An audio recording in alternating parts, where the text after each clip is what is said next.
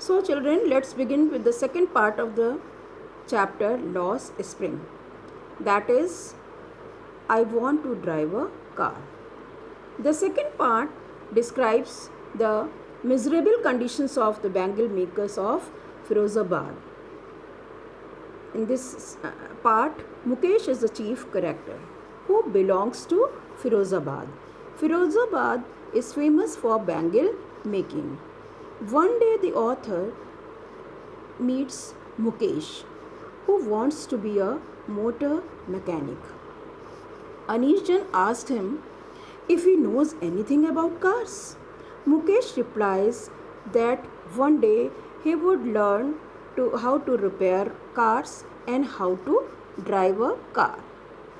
The author feels that his dream is like a mirage amidst the dusty streets of Firozabad. Why she says like that, like a mirage?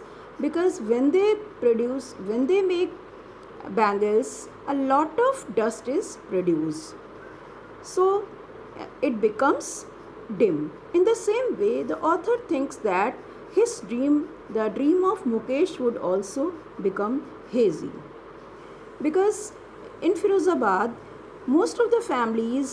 almost all the families are engaged in the business of bangle making. Firozabad is the center of bangle making and India's glass blowing industry, where generations after generations have been involved in this business. The people of Firozabad involved their children in the bangle making industry without knowing that it is illegal. They are not at all aware that just involving their children in their own business, that is bangle making, it is illegal. And if law is enforced, almost 20,000 children would be out of hot furnaces. Actually, these children, they work in glass furnaces with high temperatures, in dingy cells, without air, without light. They work in this situation throughout the day, when most of the other children are busy with their play and they enjoy their life. These children, they are working in narrow cells, in dingy cells, where there is no fresh air, no proper life, and often they lose brightness of their eyes also. One day, Mukesh proudly announces that his house is being rebuilt, and he voluntarily takes the author home. So the author as well as Mukesh, they both walk down stinking lanes, choked with garbage, past houses that are so small, so dirty. They were living in dirty and squalor conditions, wobbly doors, and with no windows, where families of humans and animals coexist in primitive state. When they enter a half built shack, one part of which is thatched with dead grass, and what she saw? She noticed that a frail young woman is cooking the evening meal for the whole family. She is a wife of Mukesh's elder brother, though not much older in years. She has the respect of Bahu. She veils her face when Mukesh's father enters. Mukesh's father has toiled hard all his life, first as a tailor and then as a bangle maker.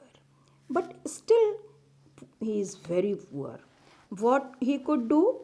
He could do only, he could, he was not at all able to give education to his sons.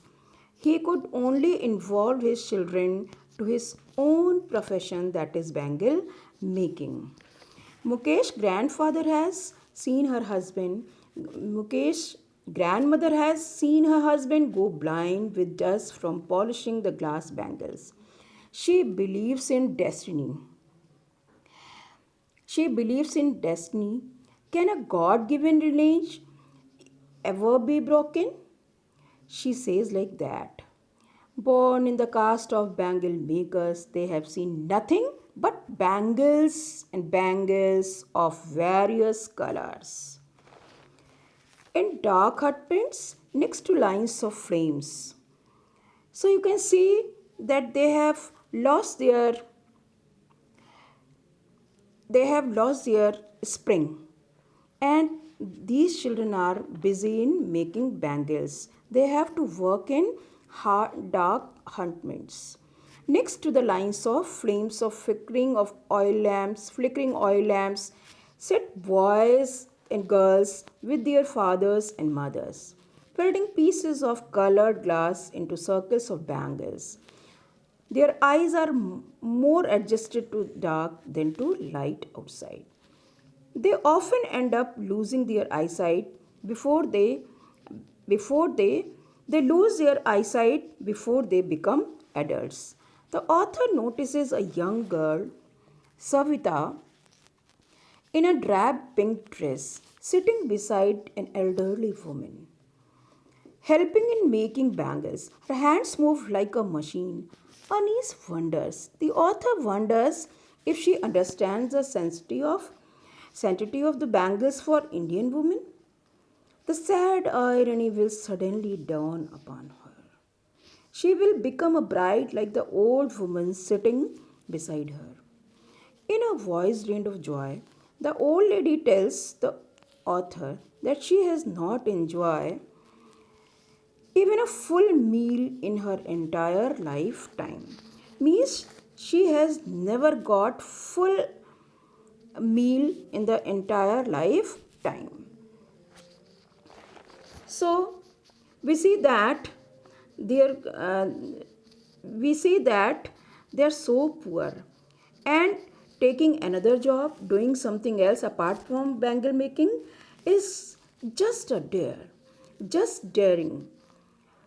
One wonders if Mukesh's father has achieved what many others have failed to achieve in lifetime, because Mukesh was very proudly speaking to the author that his father has renovated his house. So you can see the condition of his house. He has a roof over his head. The cry of not having money can be heard in every household of Firozabad. Nothing has changed over the years. Years of hardships have killed all hopes and dreams. Still, they are busy with bangle making. They could not change their profession.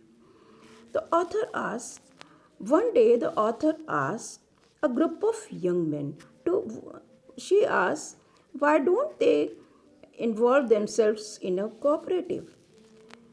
They replied, because of fear, being beaten. They are scared of being beaten, being caught by the police.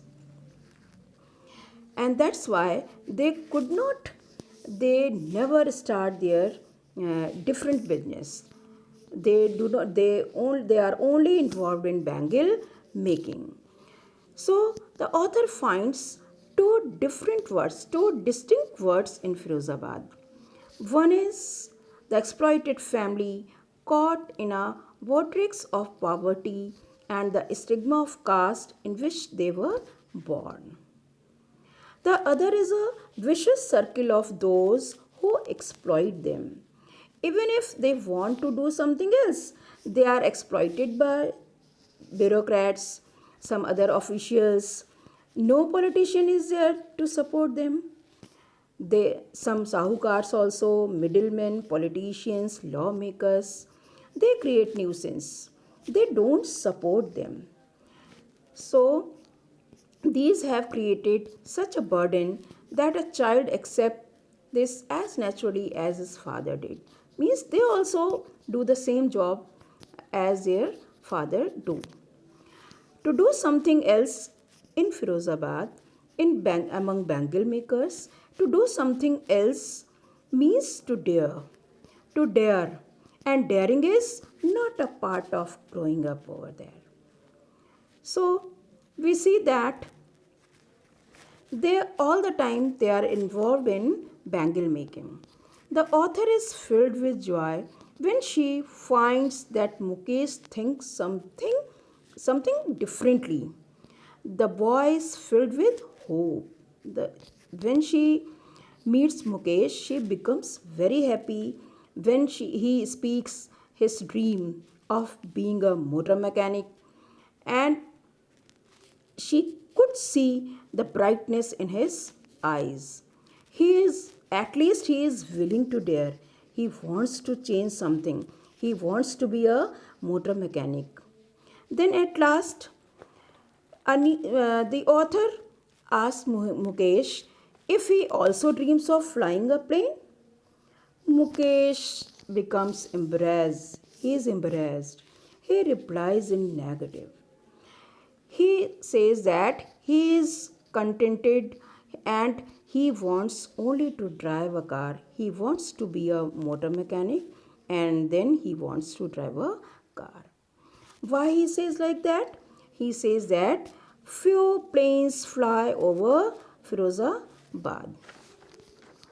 So here we see that in both the parts we see that Lost Spring, we see that the story deals with deplorable conditions of poor children who get forced to miss the simple joyful moments of childhood because of their socio-economic conditions. These children are not given the opportunity of schooling and are compelled to start working early in their life. The author Anish Jung strives hard. She strives hard to eliminate child labor through her book. She propagates the education of children and enforcement of strict laws against the child labor. That's all. Thank you.